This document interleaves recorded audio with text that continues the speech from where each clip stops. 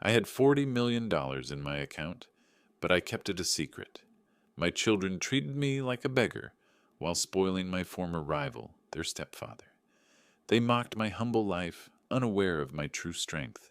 And then, at their bankruptcy hearing, I revealed the truth about who the real owner of their homes was. This moment shocked everyone, and the consequences were inevitable. Before we continue, please subscribe to the channel and let us know where you are listening in the comments. God, what a rust bucket! Lindsay sneered as she stepped out of her sleek sedan, eyeing my 1998 Chevrolet Malibu with the same disgust she'd reserved for roadkill. The evening light caught the fresh scratches on the passenger door, battle scars from the used car lot where I'd bought it that morning. Charlie emerged from the driver's side, shaking his head. "You're such a beggar, Dad. Our stepdad just got a new BMW. Silver, leather seats, the works. And you're out here celebrating this?" I forced a smile, wiping my hands on the kitchen towel I'd been holding. "Come on in, kids. Dinner's ready. I made your favorite, meatloaf and mashed potatoes." "Meatloaf?" Lindsay's voice dripped with mockery. "When was the last time you had a decent meal? Richard took us to that new steakhouse downtown last week. $100 steaks, imported wine." They followed me into the small kitchen where I'd set the table with my best plates, the ones their mother had left behind after the divorce. The overhead light cast harsh shadows across the worn linoleum, making everything look smaller, shabbier. "Sit down, please," I said, gesturing to the chairs. "I thought we could celebrate together." Charlie slumped into his seat like he was doing me a favor. "Celebrate what, exactly?" "That beater outside. Dad, it's embarrassing. My friends see me getting out of that thing." "Your friends don't matter," I replied, serving the meatloaf. "What matters is that it's reliable transportation." Lindsay laughed, a sharp cutting sound. "Reliable? It looks like it's held together with prayers and duct tape. Richard's planning to buy me a new Mercedes for my birthday. A Mercedes, Dad, not some junkyard special." The fork trembled slightly in my hand. I set it down, watching them pick at their food, with the enthusiasm of prisoners on death row. "You know," Charlie continued, "it's hard to explain to people why our dad lives like this when our stepdad—" "Your stepdad isn't your father?" I interrupted, my voice sharper than intended. "No, but he acts like one," Lindsay shot back. "He provides for us. He cares about our image, our future. Look at this place, Dad. When was the last time you bought new furniture or fixed that leaky faucet?" I glanced around the kitchen, at the slightly sagging cabinets, the mismatched chairs, the ancient refrigerator humming in the corner. Everything was clean, functional, but admittedly worn. During the divorce, I'd moved into this rental house while they stayed in our family home with their mother and Richard. "I live within my means," I said carefully. "There's value in that." "Value?" Charlie nearly choked on his potatoes. "Dad, you work at the hardware store. You drive a car that's older than my college degree. What kind of example is that?" The words hit like physical blows. I'd spent 30 years at that hardware store, working my way up from stockboy to assistant manager. I'd put them both through college, never missed a birthday or graduation. When their mother left me for Richard, a successful contractor with money and flash, they'd chosen sides without hesitation. "I've always provided for you," I said quietly. "College tuition, car payments, that summer in Europe for Lindsay." "That was years ago, Dad," Lindsay waved dismissively. "Richard's been supporting us since Mom married him. He bought Charlie that apartment, helped with my wedding." "Wedding you didn't invite me to," I muttered. "Because you would have shown up in some thrift store suit, probably driven that monstrosity." Charlie gestured toward the window. "We couldn't have that embarrassment." Something snapped inside me. The careful patience I'd cultivated over years of their dismissiveness, their casual cruelty, their complete disregard for everything I'd sacrificed for them. It cracked like ice in spring. I stood up abruptly, my chair scraping against the floor. "Get out!" They stared at me, forks halfway to their mouths. I said, "Get out of here!" Now. Dad, Lindsay started. Don't. My voice carried a finality that surprised even me. Just leave. Take your opinions about my car, my house, my life, and get out. Charlie stood slowly, his face flushed with anger and surprise. Fine, but don't come crying to us when you need help. I won't, I said, following them to the door. Trust me on that. They gathered their things in stunned silence. Lindsay paused at the threshold, her expression a mixture of shock and wounded pride. You're making a mistake, Dad. We're the only family you have left. I watched them climb into their expensive car, the engine purring to life with the quiet efficiency of German engineering. The taillights disappeared around the corner, leaving me alone with the echo of their words and the weight of 30 years of accumulated resentment. The engine faded into the distance, leaving me with a silence heavier than their words. I stood at the window, watching the empty street where their car had been, my hands still trembling with rage. Beggar, I whispered to the empty room. They called me a beggar. I moved through the kitchen mechanically, clearing the barely touched plates. The meatloaf sat congealing on the serving dish, hours of preparation wasted on children who saw me as nothing more than an embarrassment to be managed. After they drove off into the night, I locked the door and sank into my chair. The house felt different now, charged with the electricity of burned bridges. I pulled out my laptop and navigated to the familiar website, entering the passwords I'd memorized years ago. The screen loaded slowly, then displayed numbers that would have shocked my children into silence. 40,891.32. $40 million. Built stock by stock, investment by investment, over 40 years of careful planning.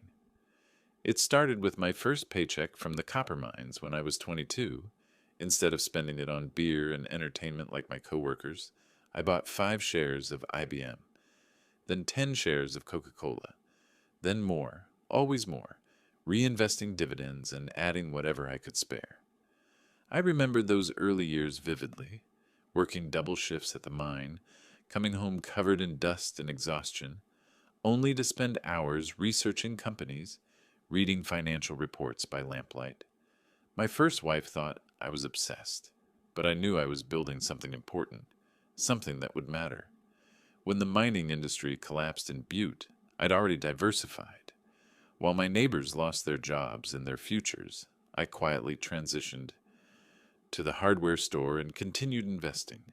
Apple at $12 a share, Microsoft at $8, Amazon at $18. Companies that seemed risky then, but felt inevitable to me. The secret had been my burden and my test. I'd wanted to see who truly loved me, who would stand by me when I appeared to have nothing. Their mother had failed that test spectacularly, leaving me for Richard's flashy success. Now my children had failed it too, calling me a beggar while sitting on a fortune that dwarfed their stepfather's modest construction business. I'd planned to leave it all to them. Every share, every dividend, every carefully cultivated dollar. But sitting in my kitchen, remembering the disgust in their voices, I felt something shift inside me. They didn't deserve inheritance. They deserved education. I opened another browser window and began searching property records in Butte. It didn't take long to find what I was looking for. Charlie's apartment building, where he paid $1,500 a month in rent. Lindsay's duplex, where she and her husband lived for $1,200 monthly. Both properties were owned by Mountain View Holdings, a small real estate company that had been struggling since the pandemic. I smiled for the first time all evening. Tomorrow, I would make some calls. Mountain View Holdings was about to receive an offer they couldn't refuse. You want to see a beggar? I murmured to the empty room. Let me show you what real poverty looks like. I closed the laptop and headed to bed, my mind already working through the details.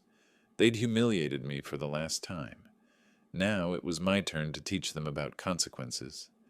Lying in bed, I reviewed the decades of careful choices that built my fortune, hidden from everyone, including the family, who'd long dismissed me as worthless. The irony wasn't lost on me. While they'd been comparing me to their stepfather's modest success, I'd been quietly accumulating wealth that exceeded their wildest dreams. Tomorrow would bring new possibilities. Tonight, I fell asleep planning my children's first real lesson in humility. Sunlight filtered through the curtains, pulling me from a fitful sleep filled with echoes of last night's barbs. I tossed and turned for hours, their voices replaying in my mind like a broken record. Beggar, embarrassment, rust bucket. The anger had crystallized into something harder during the dark hours, determination. I shuffled to the kitchen and fired up my old desktop computer, the fan whirring to life with familiar complaints. While it loaded, I made coffee in the same chipped mug I'd used for 20 years. The morning light streaming through my small window illuminated dust motes dancing in the air, but my focus was entirely on the screen. My brokerage account opened with its usual security prompts. I navigated to my holdings, scrolling through decades of careful selections. There, Microsoft, purchased at $12, now worth over $400. Apple, bought at $15, currently trading at $180. I selected several positions, enough to generate the cash I'd need for the next phase. The confirmation screen appeared. Are you sure you want to sell 50,000 shares of Microsoft Corporation? I clicked confirm without hesitation. As the processing wheel spun, I sipped my coffee and let my mind drift back to the divorce. Patricia had been so confident in her choice, so certain that Richard's construction business represented security, while I was just a dreamer playing with pocket change in the stock market. She'd laughed when I'd insisted on keeping my little hobby separate from our joint assets. You and your stocks, she'd said during one of our final arguments. When are you going to grow up and invest in something real? Something real. I almost laughed now, watching the digital confirmation appear on my screen. The sale had generated $20,000 in liquid cash, more than Richard would make in 10 lifetimes. The doorbell rang sharply, interrupting my thoughts. I glanced at the clock, 8:30 a.m. Who would visit this early? I opened the door to find Patricia standing on my porch, her face flushed with anger, her expensive handbag clutched like a weapon. How could you treat your own blood like that? She demanded, pushing past me into the house. Charlie called me last night, crying like a child. You threw them out? Your own children? I closed the door slowly, maintaining my composure. They're adults now, Patricia. 30 and 27 years old. They need to learn respect. Respect? She whirled around, her voice rising. You humiliated them. They were just trying to help you see reason about that ridiculous car purchase. Help me see reason? I almost smiled. By calling me a beggar? By comparing me to your husband, like I'm some sort of failure? You are a failure, the words exploded from her. Look at this place, William. Look at your life. You're 62 years old, living in a rental, driving a car that belongs in a scrapyard. Our children are embarrassed by you. Actions have consequences, I replied evenly. They chose to be cruel. I chose not to tolerate it. She stared at me, perhaps surprised by my calm response. You've changed. You used to be reasonable, understanding. Now you're just cold. I'm not cold, Patricia. I'm done being a doormat. Don't you dare blame this on me, she snapped. I tried to make our marriage work, but you were always buried in those ridiculous financial magazines, talking about companies nobody had ever heard of. Richard understands what it means to provide for a family. Richard, I repeated softly, the man you had an affair with while I was working double shifts to pay for Charlie's college. Her face went white. That's ancient history. Is it?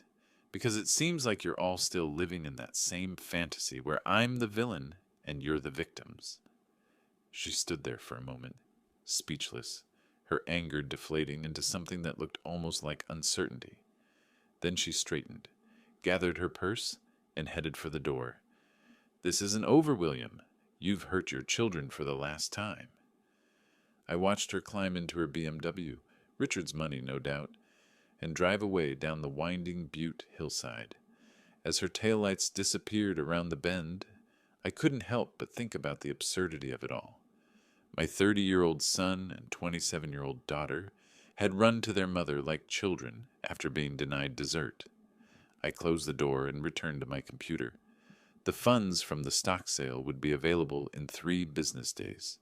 Soon I'd show them all what real power looked like. Those next few days blurred in watchful routine, each morning starting with a glance at my inbox until the alert finally came.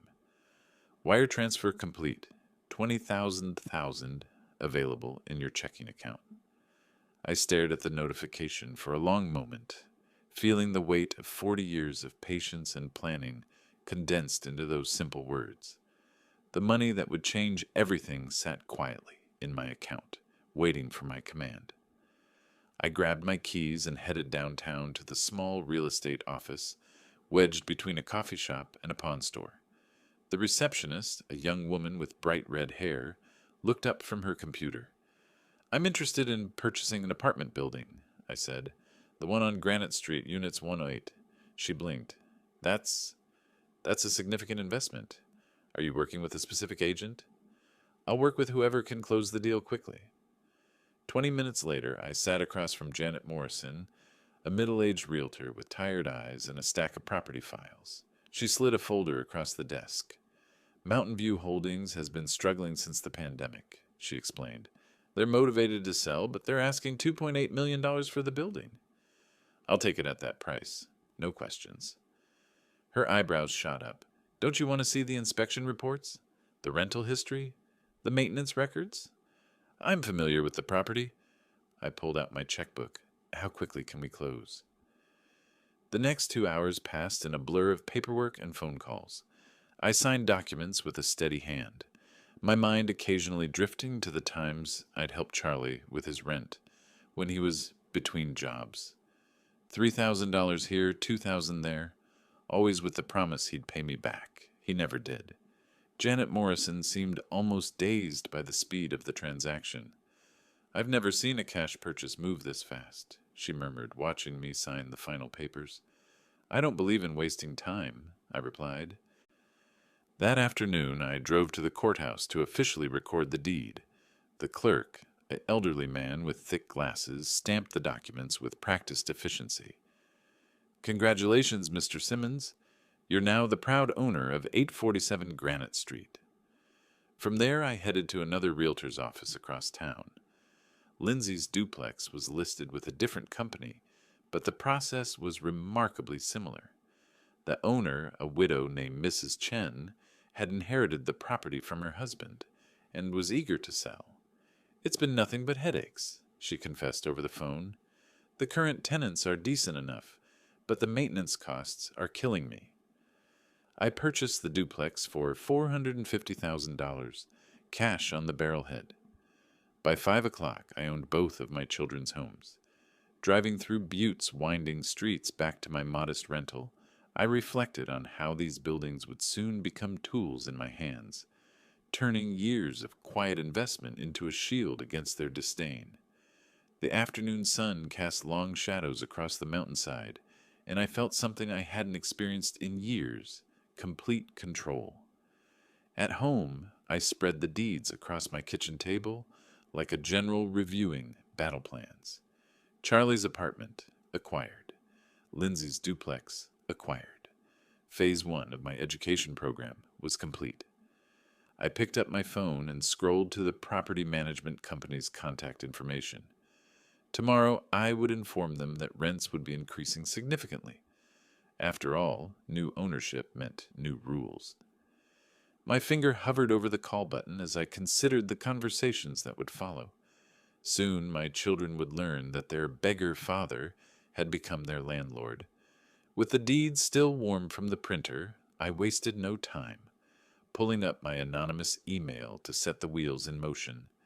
The evening's quiet reflection had solidified my intent, transforming yesterday's anger into today's calculated action. I opened a new message to Janet Morrison, my fingers steady on the keyboard. "As the new owner of 847 Granite Street, I'm implementing immediate rent increases. Unit 4 will increase from 1,500 to 4,500 monthly, effective next month. Please notify the tenant immediately. I paused, remembering Charlie's 25th birthday when I'd quietly paid off his credit card debt. $3,000 he'd racked up on restaurants and clothes. He'd thanked me with a distracted nod, already planning his next purchase. The second email was equally brief. For the duplex property, Unit B rent increases from 1,200 to 3,600 monthly. Same timeline, handle this discreetly. I hit send on both messages, then leaned back in my chair. The email sent. My phone rang within 2 hours. Janet Morrison's voice carried a note of concern I hadn't heard before. Mr. Simmons, I've delivered the notices as requested, but I have to tell you, the reactions were intense. Go on, I said, setting down my coffee cup. The young man in Unit 4, Charlie, he completely lost it. Started screaming about robbery, slammed the door so hard I thought it might break. He's threatening to move out immediately. I made a non-committal sound, masking my satisfaction. And the young woman in the duplex, Janet continued, she broke down crying, kept saying, how can we afford this now? Over and over, she begged me to contact the owner, said she'd do anything to negotiate. Anything to negotiate. I remembered Lindsay's wedding shower, when I'd slipped her an envelope containing $5,000 for her honeymoon. She'd stuffed it in her purse without opening it, too busy showing off her registry gifts to Richard's wealthy friends. These are fair market adjustments, I told Janet. If they can't afford the new rates, they're welcome to find housing elsewhere. But Mr. Simmons, tripling the rent overnight is going to cause real hardship. These young people seem genuinely desperate. They're adults. They'll figure it out. After hanging up, I walked to my kitchen window and gazed out at the Montana mountains. A neighbor was walking his dog, and I caught fragments of his conversation with another resident about the harsh new landlord who was driving out good tenants. If only they knew that harsh landlord was the quiet man they'd seen puttering around his yard for years. I opened my laptop and spent an hour researching tenant rights in Montana, ensuring my actions were completely legal. The rent increases were aggressive but permissible with proper notice. Charlie and Lindsay would have 30 days to decide their next moves. That evening, I sat at my kitchen table with a small notebook, jotting down their possible responses. They might appeal to their mother and stepfather for help. They might try to negotiate directly with the mysterious owner, or they might come crawling back to their beggar father, finally ready to show some respect. I smiled, thinking about the irony. They'd spent years comparing me unfavorably to Richard, praising his business acumen and success. Now they'd discover what real financial pressure felt like, courtesy of investments that predated their stepfather's entire career. The phone rang again, Janet Morrison sounding even more frazzled. Mr. Simmons, I hope you don't mind me calling so late, but there's been a development. The young man, Charlie, he came back to the office this afternoon with some kind of lawyer friend. They're trying to challenge the rent increase, claiming it's retaliatory. Retaliatory against what? That's what I asked. They couldn't give me a straight answer. The lawyers seemed to realize their case was weak and left pretty quickly. I listened as she described the chaos. Charlie's red-faced accusations, Lindsay's phone calls pleading for mercy, the lawyer's embarrassed retreat when he realized the increases were technically legal. They're both convinced someone has it out for them personally, Janet added. The young woman keeps asking who bought the properties, but I told her that information is confidential. Keep it that way, I instructed. After ending the call, I stared at my phone as it began buzzing with an incoming message. The screen showed Lindsay's name, and I could see the beginning of what looked like a desperate text. My finger paused over the answer button, curiosity warring with the satisfaction of letting them stew in their panic.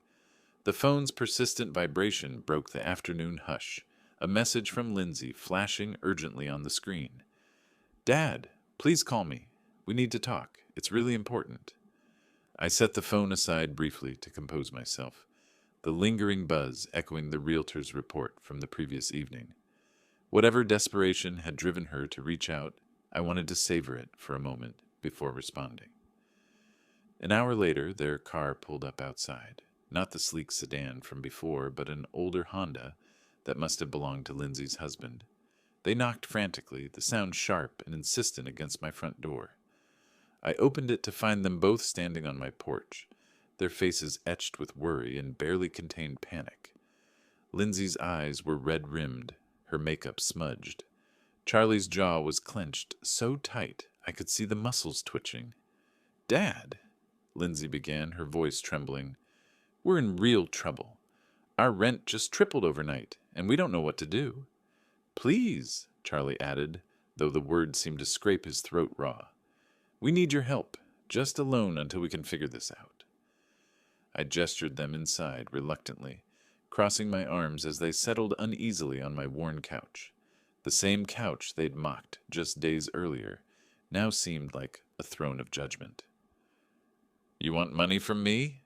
I asked, my voice carefully neutral. "Dad, please," Lindsay pressed on, tears starting to flow. "We're desperate. The new landlord won't negotiate, won't even tell us who he is. We could lose our homes." "You've called me a beggar before," I replied, shaking my head slowly. "Handle it yourselves." Charlie's facade cracked. "I was right then. You are one." "Fine. We'll just go to Mom and our stepdad. They'll help us. They actually care about family." "Yes," Lindsay chimed in, wiping her eyes with the back of her hand. "Richard would never let us suffer like this. He understands what it means to support the people you love." I paced to the window, looking out at the street where their borrowed car sat like a monument to their reduced circumstances. The irony was delicious. They were so busy planning their escape to Richard that they couldn't see the trap closing around them. "So go to Richard," I said simply. "Ask him for $3,600 a month for Lindsay, $4,500 for Charlie. Every month. See how long his generosity lasts." "That's not the point," Charlie exploded, jumping to his feet. "You're our father. You should want to help us." "Help you with what? Living beyond your means? Spending money you don't have on things you don't need?" "We don't spend money we don't have," Lindsay protested, but her voice lacked conviction. "Really?" I turned back to face them. "Charlie, what did you spend last month on restaurants?" "Lindsay, how much was that purse you carried to dinner last week?" They exchanged glances, and I saw the truth in their expressions. They'd been living like wealthy people on working-class incomes, subsidized by their stepfather's occasional largesse and their own denial. "That's different," Charlie muttered. "Is it? You mock my modest life, call me an embarrassment, then come running here when your fantasy lifestyle hits reality." As I spoke, my eyes fell on a small wooden box on my mantel, a childhood craft project Lindsay had made in elementary school, painted with bright flowers and the words, "Best Dad Ever." The innocent little girl who'd created that treasure had grown into this desperate woman sitting on my couch, too proud to admit her mistakes, but not too proud to beg for money. "We're sorry about the other night," Lindsay said quietly. "We didn't mean to hurt your feelings." "My feelings?" I almost laughed. "You think this is about hurt feelings?" "Then what is it about?" Charlie demanded. "Respect," I said. "Something you've never shown me." They sat in tense silence, the weight of years of casual cruelty settling between us like dust. Finally, Charlie stood up, his face flushed with anger and wounded pride. "Fine. We'll figure it out ourselves. But don't expect us to come crawling back when you're old and need help." "I won't," I replied calmly. As Charlie stormed toward the door, his parting shot reminded me of all the times I'd swallowed their slights, but no longer would I let that define our relationship. Lindsay followed, pausing at the threshold to look back at me with something that might have been regret. "This isn't over, Dad," she said softly. I watched their car disappear down the street, my mind already turning to their next moves. They'd go to Patricia and Richard now, hat in hand, begging for rescue. Soon they'd discover that their stepfather's generosity had limits, and their mother's influence could only stretch so far. As their headlights dissolved into the gathering dusk, a heavy quiet settled over the house, broken only by my steady breaths as I contemplated their inevitable backlash. I secured the door with deliberate care and settled into my armchair, the residual tension from their parting words still crackling in the air like electricity before a storm. I didn't have to wait long to see their strategy unfold. Over the following days, whispers began circulating through Bate's tight-knit community like poison in a well. Mrs. Henderson from next door mentioned it first, her voice carefully neutral as she tended her garden. "Such a shame about your family troubles, William. I hope you can work things out." At the coffee shop on Main Street, I overheard fragments of conversation from the corner booth, where Lindsay sat with her friend Sarah, tissues crumpled in her hands. "He just cut us off completely," she was saying, her voice breaking with practiced precision. "After everything we've done for him, trying to help him see reason about his finances." The lies were elegant in their simplicity. They painted me as the cruel father who'd abandoned his struggling children, while they became the victims of my heartless indifference. No mention of their mockery, their years of dismissiveness, their endless comparisons to their stepfather. Charlie's approach was more direct. Anonymous notes began appearing in my mailbox, nothing threatening enough to involve police, but pointed enough to make their message clear. "This won't end well for you," read one typed message. "Family is everything," said another. The phone calls came next. Unknown numbers, silence when I answered, then Charlie's voice disguised but unmistakable. "You made a mistake, old man. We won't forget this." I listened calmly, then hung up without responding. Let him rage into the void. The envelope arrived on a Tuesday morning, official and thick. Legal letterhead from Patterson and Associates, delivered by registered mail. I slid it open carefully, my coffee cooling as I read the contents. Notice of intent to sue for emotional distress and abandonment of parental duties. Patricia's signature sprawled across the bottom, alongside those of my children. They were claiming I'd caused them severe emotional trauma through my sudden and inexplicable withdrawal of support. They demanded compensation for their suffering and my immediate resumption of financial assistance. As the accusations spilled across the page, memories of their childhood loyalties fracturing during the divorce resurfaced, hardening my stance against this latest ploy. I remembered 13-year-old Charlie asking if he could change his last name to Richards, and 15-year-old Lindsay refusing to visit because my apartment was too depressing. I reached for my phone and dialed the only lawyer in Butte I trusted, Frank Morrison, Janet's brother, who'd handled my property purchases with discretion. "William, what can I do for you?" "I need advice on a frivolous lawsuit. My ex-wife and children are claiming emotional distress." Frank's chuckle was dry. "Let me guess. They want money? They want me to resume financial support I never legally owed them in the first place. Bring me the papers." This sounds like pure harassment. I decided to clear my head with a drive into town. At the grocery store, I was loading bags into my Chevrolet when Tom Bradley approached, his expression uncomfortable. "Hey, William. Look, I hate to bring this up, but people are talking about you and your kids." "What are they saying, Tom?" "That you threw them out of their homes? That you're being vindictive because they're successful and you're, well, a failure?" I finished. "Is that what they're saying?" Tom's face reddened. "I'm just telling you what's going around. Maybe you should talk to them. Work something out." "Tom," I said, closing my trunk with deliberate calm, "sometimes the truth isn't what people want to hear." That evening, Frank called with news that shifted everything. "I've been doing some research on your son Charlie.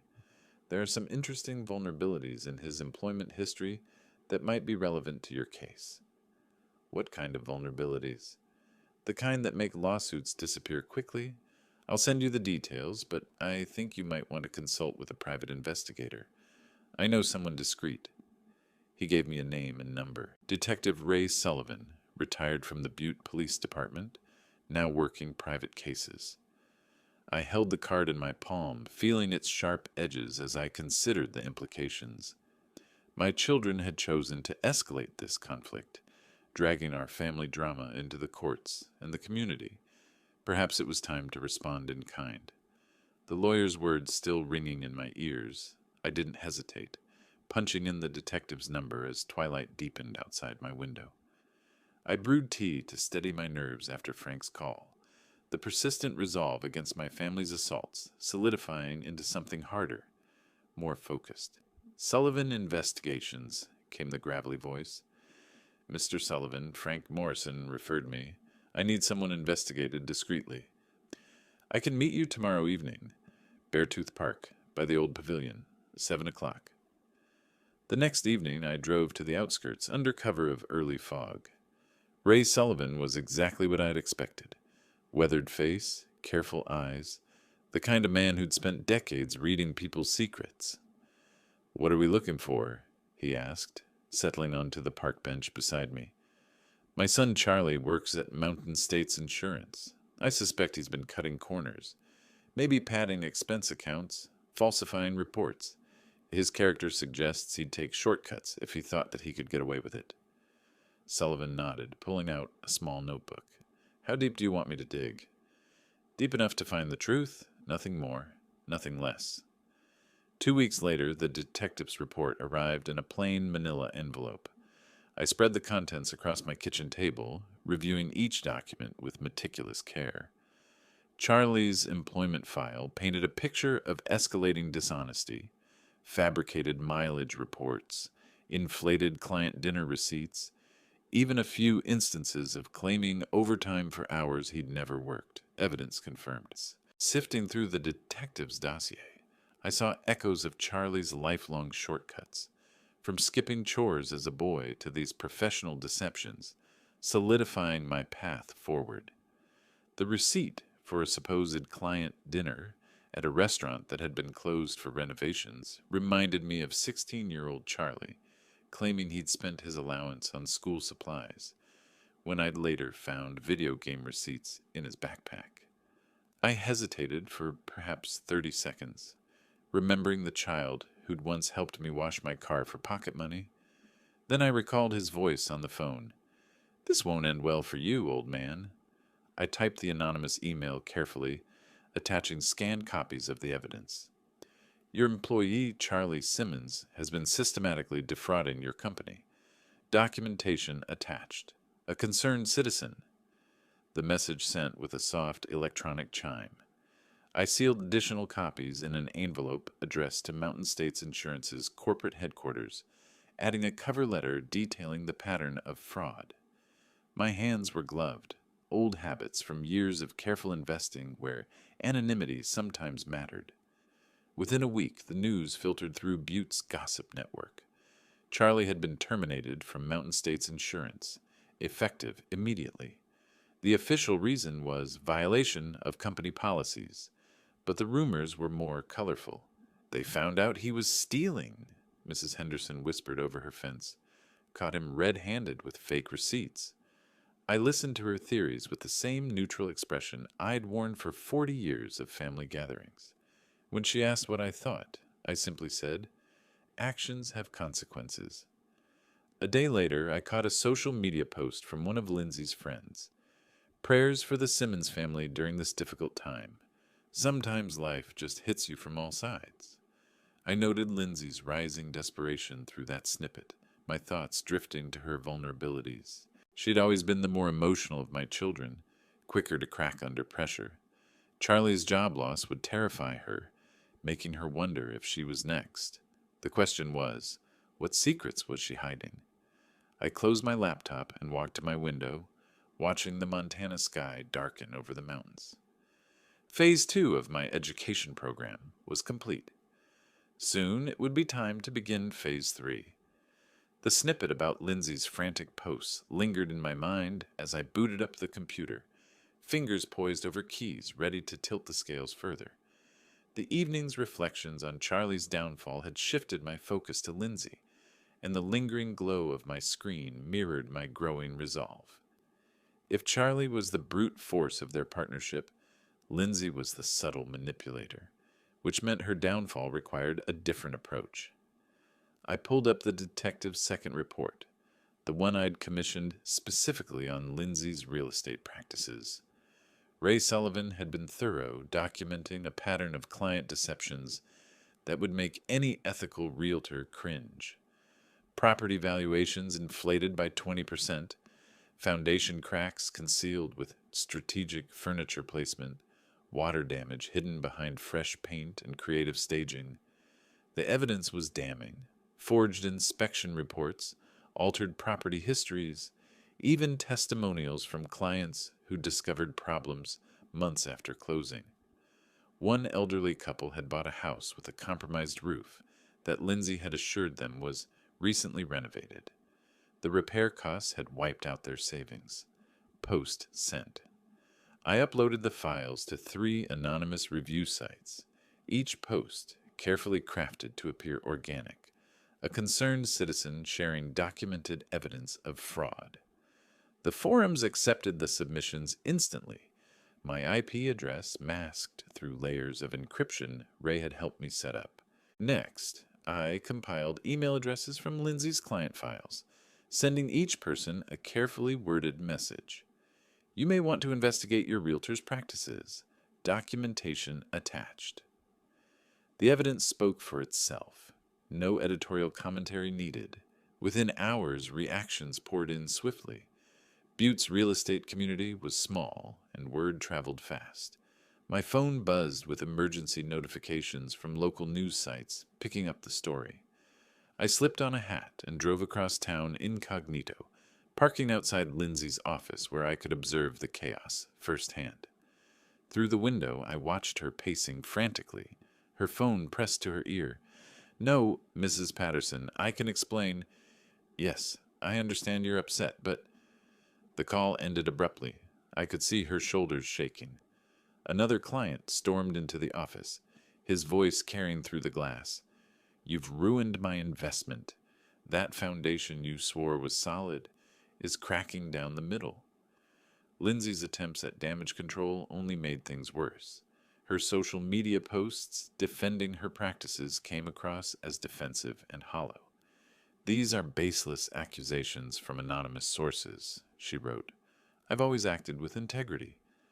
The comments section exploded with rebuttals from verified clients, each sharing their own horror stories. As the first client review went viral in our small town, I pictured Lindsay's face crumpling just as mine had during their endless taunts, a quiet justice finally taking shape. At the weekly town meeting, I sat in the back row as angry homeowners shared their stories. The mayor called for an investigation into local real estate practices. The state licensing board had already received formal complaints. Within a week, Lindsay's office was empty. The "For Rent" sign in the window told the story better than any news article could.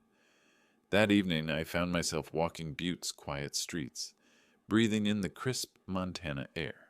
The detective's work had been precise and devastating. Lindsay's reputation was destroyed, her career finished. Like Charlie, she'd learned that actions truly had consequences. As I turned onto my street, I noticed a stack of mail waiting in my box. Bills, advertisements, and something that made me pause, an official envelope with the seal of the Butte County Court. Inside, a bankruptcy filing notice with a familiar name, Charles William Simmons. My eyes narrowed on the court notice, calculating the timing. The hearing was scheduled for next Friday. Both of my children would be there, desperate and cornered.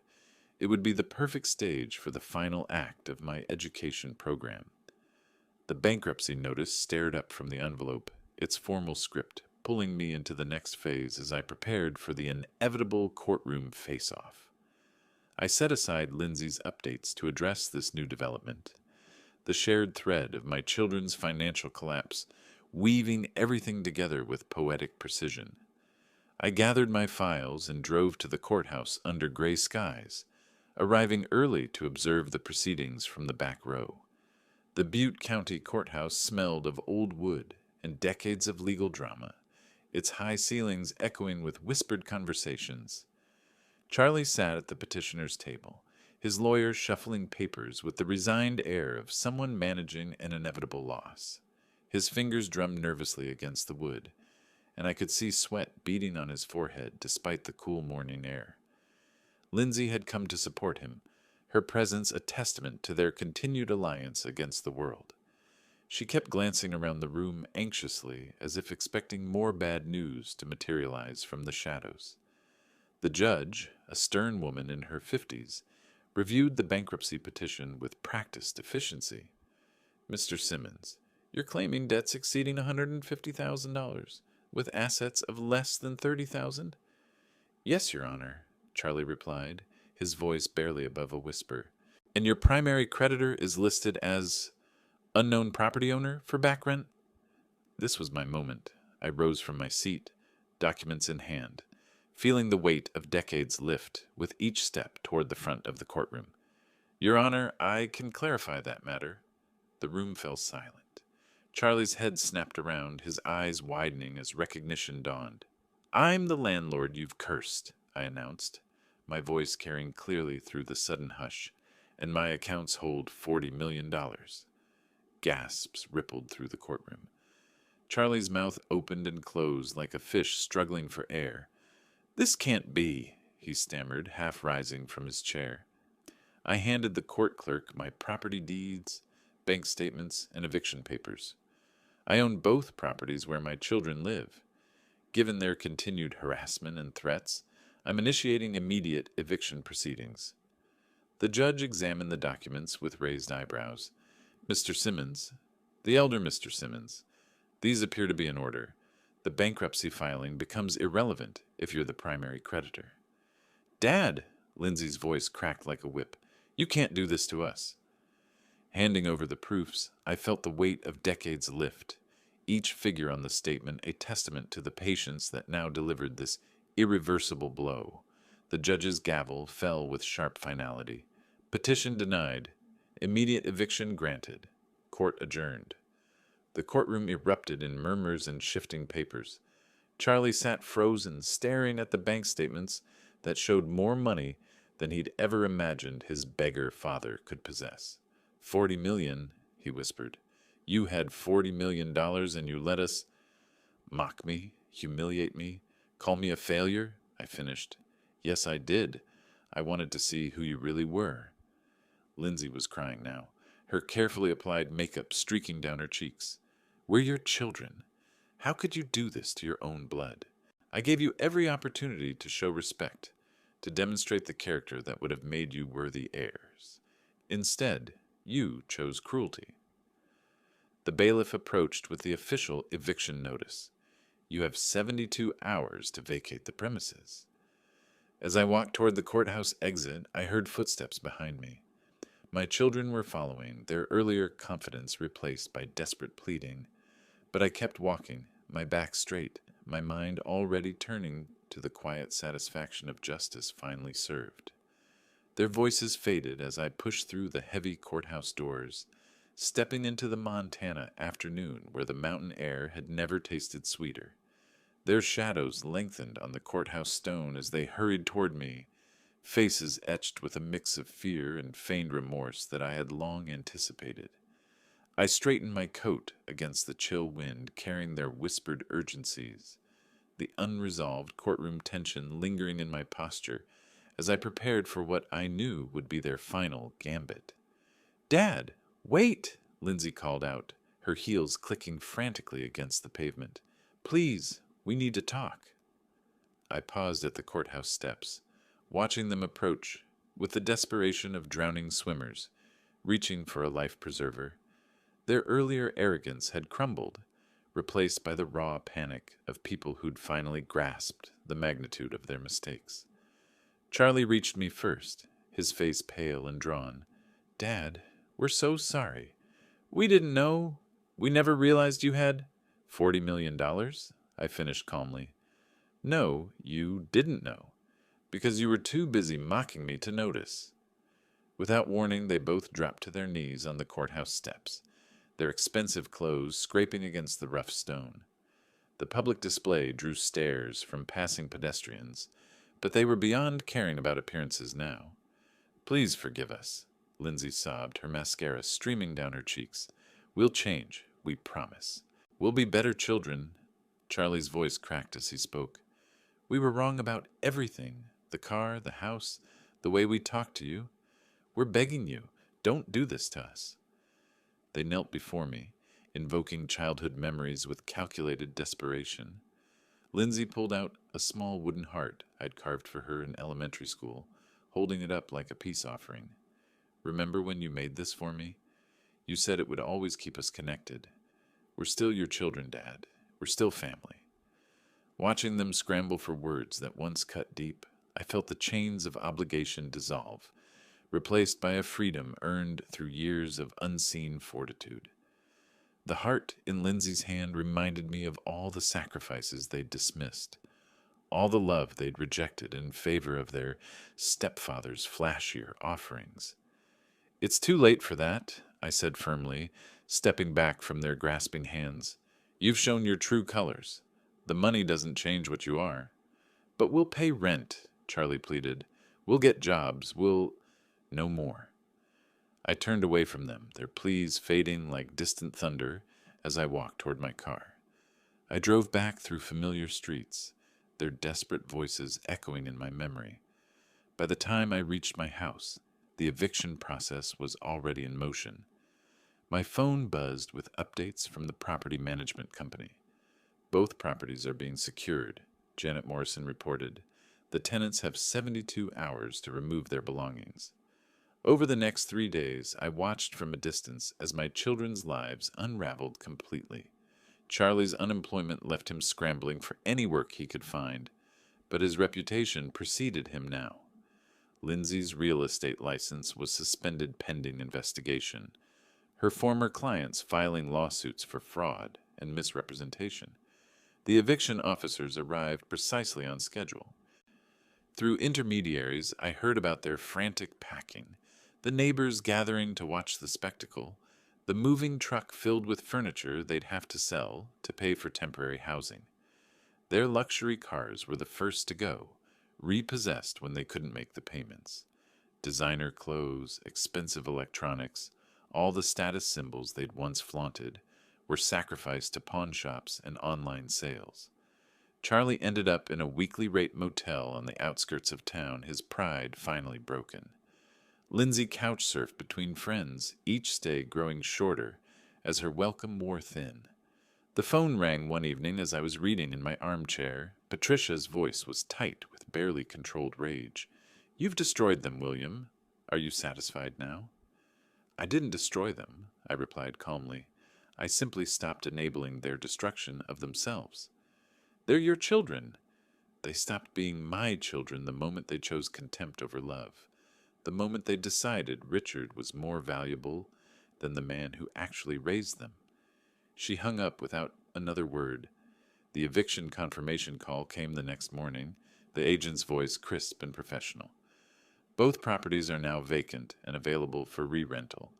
What are your instructions?" I set down the phone and moved to my desk, where my stock portfolios glowed on the computer screen. The numbers represented more than money now.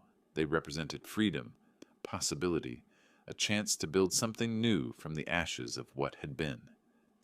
The eviction agent's voice still fresh in my ear, I turned to the glowing screen, ready to reshape the remnants of my old life into something unbound. I pocketed the phone after the call and settled at my desk, anchored by the fresh sense of finality from my children's pleas still echoing in my memory. I opened my investment app and began the systematic process of liquidation. Not everything.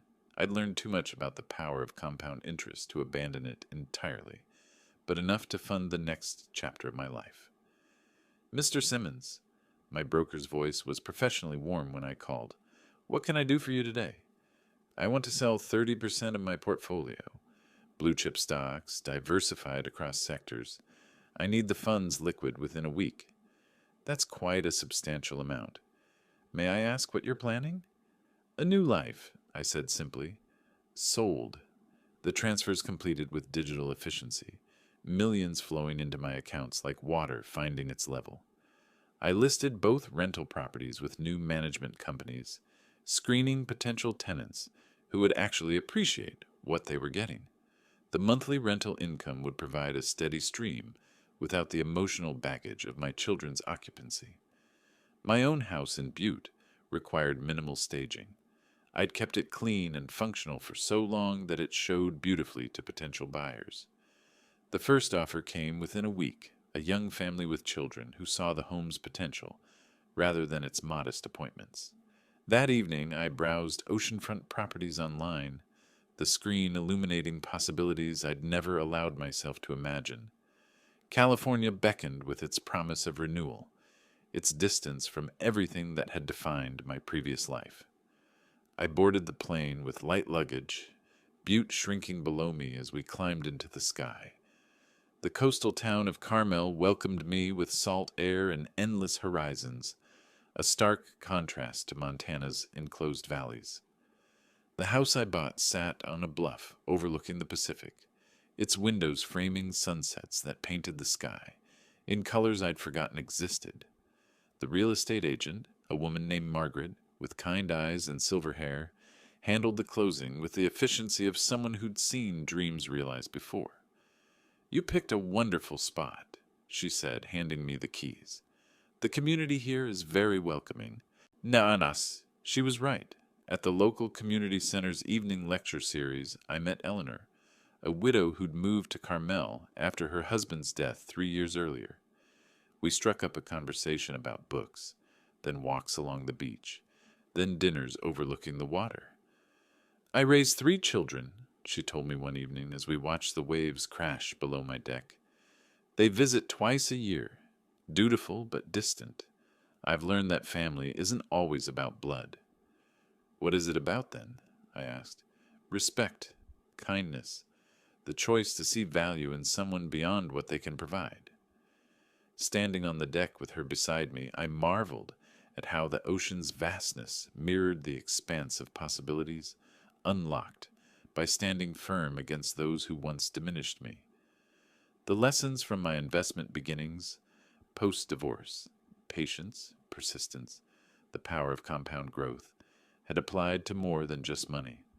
We walked the beach most evenings, our conversations flowing as easily as the tide. She'd been a teacher, understood the satisfaction of nurturing something worthwhile.